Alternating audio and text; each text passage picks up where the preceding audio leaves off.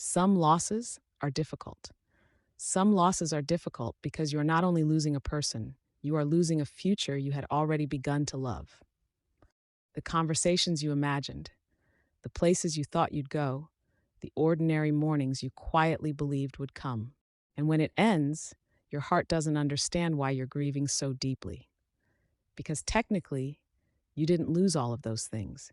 They never happened, yet they were real enough to live inside your imagination. Psychology tells us that the mind can become attached not only to what exists, but to what it expects.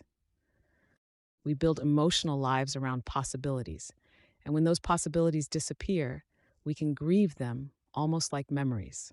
That's why the question, what if, can become such a painful place to live. What if they had stayed? What if they had changed? What if things had happened differently? The mind keeps rewriting the past because it wants an ending that feels easier to accept. But sometimes there is no hidden ending. Sometimes something simply didn't become what you hoped it would. And accepting that doesn't mean it wasn't meaningful. It means you are finally separating what was real from what you wished would become real.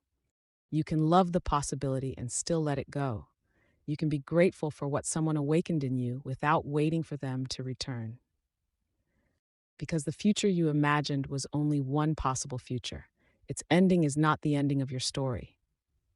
There are still mornings you haven't lived, people you haven't met, places you haven't seen, versions of yourself you haven't become.